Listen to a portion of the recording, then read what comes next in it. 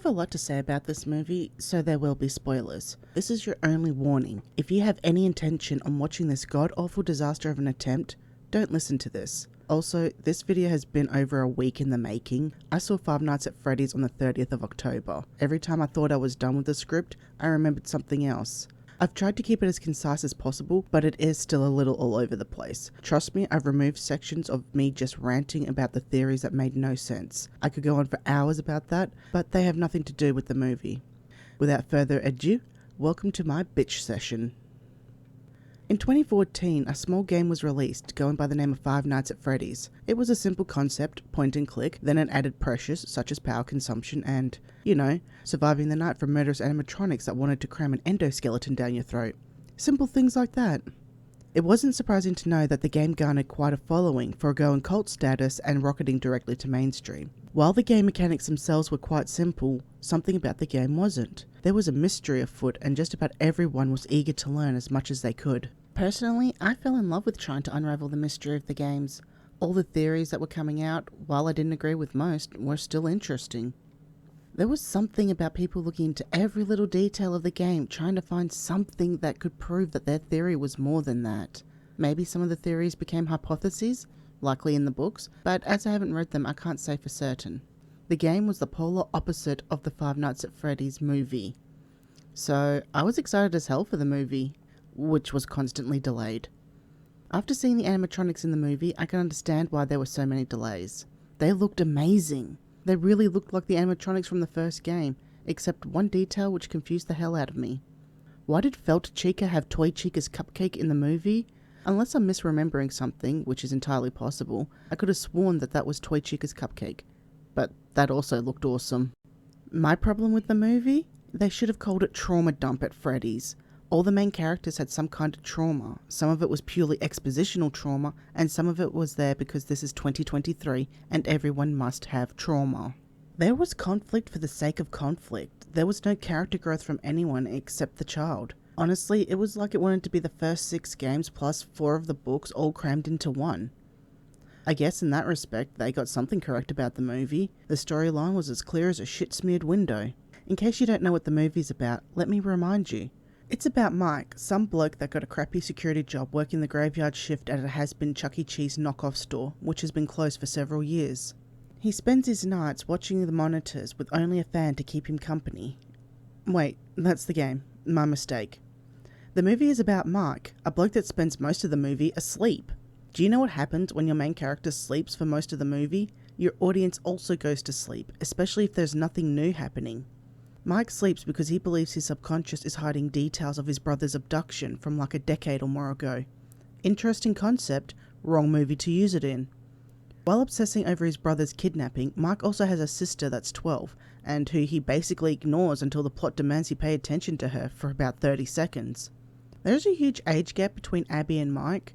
I'm not going to question it too much because I know it happens in real life, but still odd to me. There's a bizarre custody battle going on for Abby between Mike and their aunt. I forget her name. The aunt wants Abby because she wants the monthly checks or something like that. It wasn't well explained. Though, to be fair, I agree with the aunt.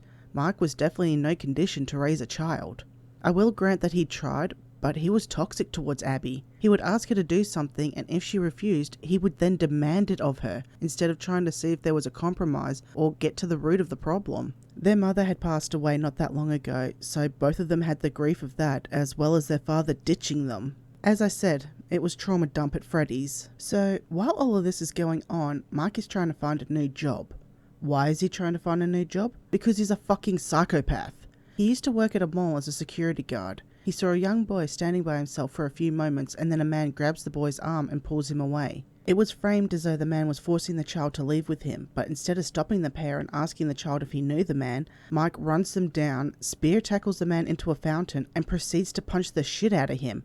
Can you guess the plot twist? I'll wait. That's right. The man was in fact the boy's father, and Mike beat the shit out of an innocent person, somehow being spared jail time from the clear assault, grievous bodily harm, and attempted murder he just committed. We have no idea how long ago that assault happened, but the movie actually starts with him seeing a career counselor or something. I don't know what they're called in America. With Mike's record, Matthew Lillard's character tells him that he'll be difficult to place, which understatement of the decade there. Upon seeing Mike's last name, Matthew Lillard's character then decides that he might have a job for Mike, a terrible paying night security gig. All he has to do is watch the cameras and keep people out. Desperate to show that he's a fit guardian, Mike accepts the job. The only right thing he does through the entire movie is get a babysitter for Abby. That is it. That is where his brownie points begin and end. He knows to get a babysitter for his sister. But we'll come back to the babysitter in a little bit. There is so much shit happening in this movie and none of it is really connected. From what I can remember, Mike's first night went okay. He slept through the night, completely forgetting any basic training of being a security guard. During one of the 300 carbon copy dream sequences, Mike sees 5 children. Maybe I should back up and talk about the dreams.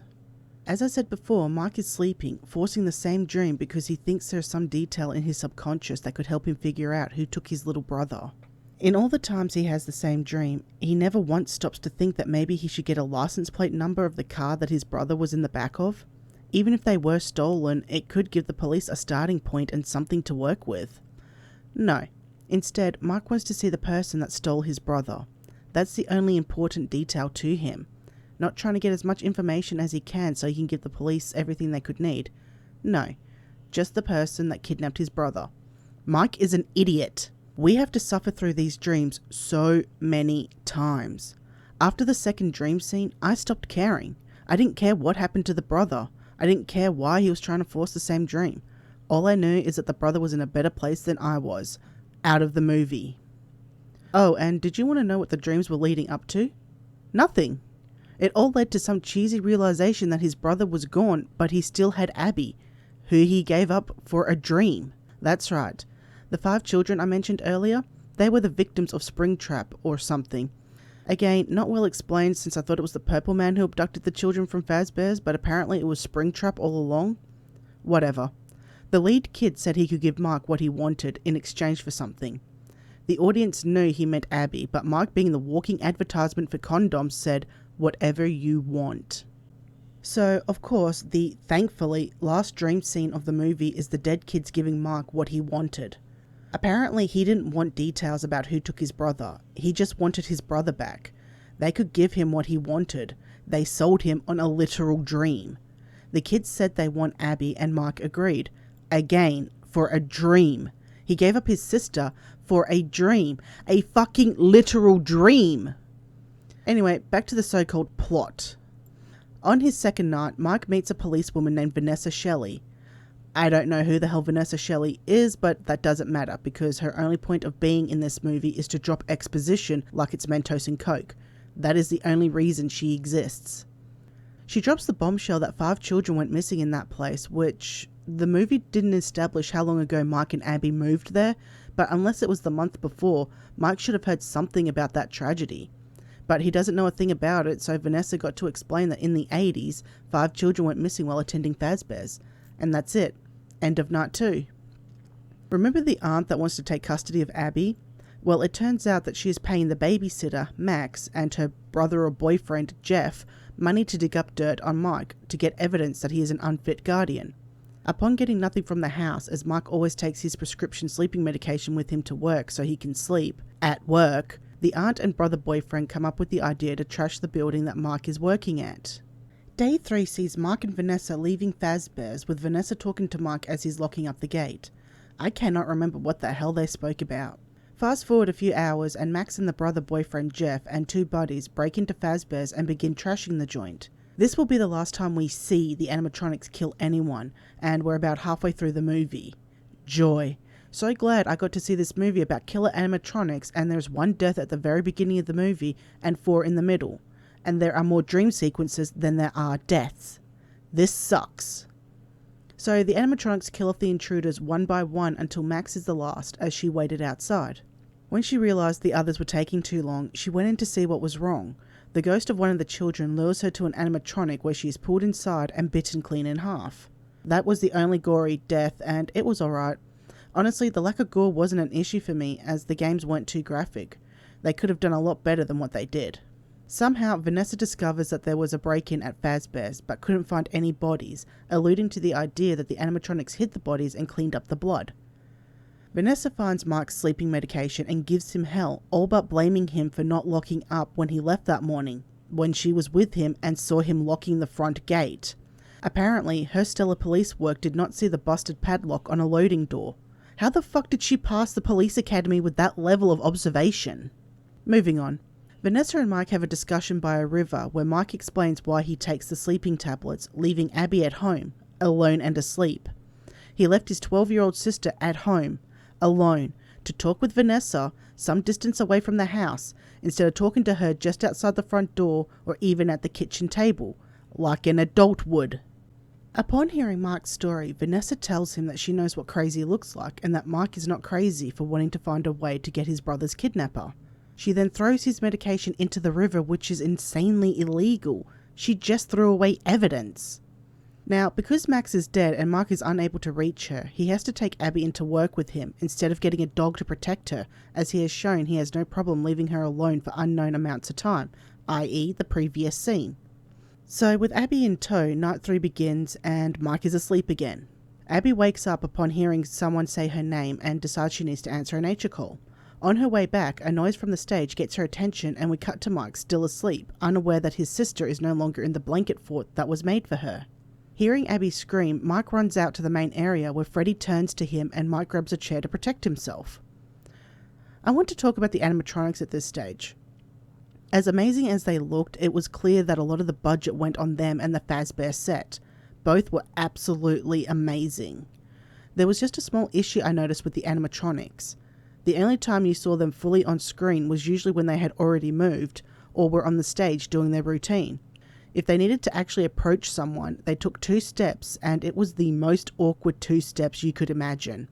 The way they moved, I could not see Foxy barreling down the hallway to nom someone. They still looked amazing, it was just clear they didn't have the budget to move them more than 2 steps until the very end. Anyway, Mike sees the animatronics around Abby and is shocked about that. He wasn't told that they moved off stage or that they could interact with their surroundings. Abby saves Mike by telling Freddy that he is her brother. Freddy's face softens and Abby explains that the animatronics were tickling her, which is why she screamed. I think that's where night 3 ends, though Mike did discover blood on the storage room door. I don't know how the animatronics missed that, since they got every other drop. Night 4 sees Mike, Abby, Freddy, Bonnie, Chica, Foxy and Vanessa making a fort from the tables of the restaurant. Honestly, it was a cute scene. I kinda liked it. I liked seeing the way the animatronics acted around a child. Vanessa decides that they needed a blanket for the top and says she knows where the tablecloths were stored. Mike goes with her and begins questioning her about the animatronics, demanding to know why she didn't tell him about them. It's a fair question. She clearly knew about them, she could have warned him. Night 4 goes by kinda smoothly, except the tension between Mike and Vanessa as Mike learns that the spirits of the missing children are actually possessing the animatronics. When he learns that, the next day Mike calls their aunt and asks if she can watch Abby for the night. Abby dislikes this as she believes that Bonnie, Chica, Foxy and Freddy are her friends. Oh, and there was a cock tease of the puppet animatronic in the storeroom with the tablecloths. Vanessa explains that it's a spring trap, meaning that it could be worn by someone. I don't recall the puppet ever being a spring trap animatronic, but whatever. Night 5 sees things attempting to get interesting. The aunt is bumped off screen by Golden Freddy. Abby and Golden Freddy get into a cab where the driver asks for their destination, makes a wisecrack, and doesn't get an address but drives off anyway. Honestly, the cab driver was one of the best parts of the movie for me. He acted the part well, like he had seen some shit during his career. Not sure if an animatronic would make the top 5 of weirdest things he's seen, but it would probably be up there. This is the night where Mike decides that the dead kids can have Abby so he can have a dream, like the complete and utter moron he is. Of course, he comes to his senses and realizes that Abby is all he has left. He has learned the lesson that the movie wanted to shove down our throats like the animatronics from the game would do with an endoskeleton. Yay! Now, if you didn't see this coming, that's understandable. Matthew Lillard's character is the guy that wore the Springtrap suit and lured the children away at Fazbear's. How does Mike learn this? Apparently, Vanessa Shelley is the daughter of William Afton. I thought William made baby and the animatronics at the sister location for his dead daughter and then killed kids to give her friends. I could be thinking of something else, but for some reason that thought popped into my head when Vanessa said she was his daughter. So, surprise! Matthew Lillard's character is a serial killer. He was another good part of this movie, but that could be because he probably has the most experience of all the actors. In order to defeat the animatronics, Mike gets Abby to draw a picture to tell them what really happened. She does so and puts it up on the wall. The animatronics see it, stopping their assault on Mike in order to look at this new picture and realise it was Springtrap that killed them. Then they turn on Matthew Lillard's character and we get the Springs, in the Springtrap suit, twitching and apparently breaking his ribs. Also, the Springtrap suit was incredible. The movie ends with Matthew Lillard's character being locked away by the animatronics, supposedly finding peace. Mike and Abby's relationship improves dramatically because we were supposed to care about that.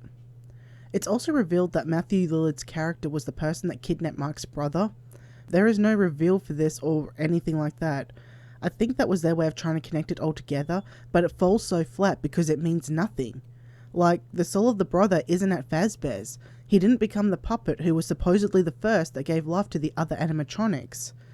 That's why when learning Mike's last name, Matthew Lillard's character told him about the job at Fazbear's because... reasons, I guess? Now, I've pointed out where they've gone wrong, but there's still more that they messed up. The aunt being dead in Mike's house should have him seeing the inside of an interrogation room as he had a strong motive to kill her. But nothing comes of that either. This guy can, apparently, be found around dead bodies and that's perfectly fine. We never see him deal with any problems from the law except Vanessa losing her shit and telling Mike that if he ever brings Abby back to Fazbear's, she would shoot him.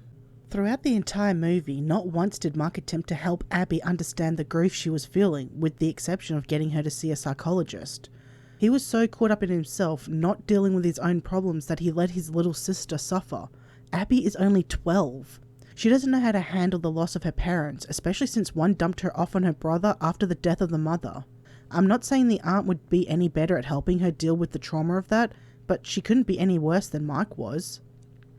The movie had no idea what it wanted to be. It didn't know if it wanted to be like the games, maybe the books, or something entirely different.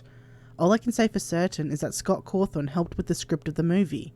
I guess this was his way of saying that whatever law was put in the movie is correct, and there was jack shit for the law in the movie. It seems like Mr. Cawthon doesn't want to give out any concrete evidence of what the actual law is for Five Nights at Freddy's. And that's his choice. As the creator of the games, he can do that. But this movie retcons so much it isn't funny. And the annoying thing is, they could have made a movie that was just like the games. They only needed 3 sets, Mike's home, a police station, and Fazbear's, and like 3 characters, Mike, Vanessa, and a previous security guard. They didn't need any of the other shit that bogged down the movie. In my opinion, here's what they should have done. Kept the assault in Mike's background, giving a reason why he was offered the graveyard shift. He clearly has a temper, so he would be perfect for watching monitors and keeping people out. Ditch the sister and brother bullshit because it wasn't needed. The first night could have been him walking around Fazbear's giving the audience a map of the place as well.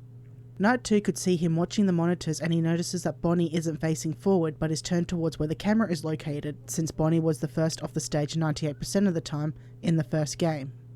Assuming it's the late nights getting to him, Mike doesn't think too much of it. He goes home and begins to replay that memory that maybe the animatronic did move. And if it did, was someone else in the building? Night 3 could have Mike looking around the building, making sure he was the only one in there. As he's searching for break-in signs, he could stumble across news articles about the missing children, which could lead him down the rabbit hole of what actually happened at Fazbear's. He could meet Vanessa at the police station and she could do her exposition there, where it makes more sense and would be more natural. Night 4, armed with the information that he gathered the previous day and night, Mike doesn't take his eyes from the monitors. He watches them, waiting for any little twitch.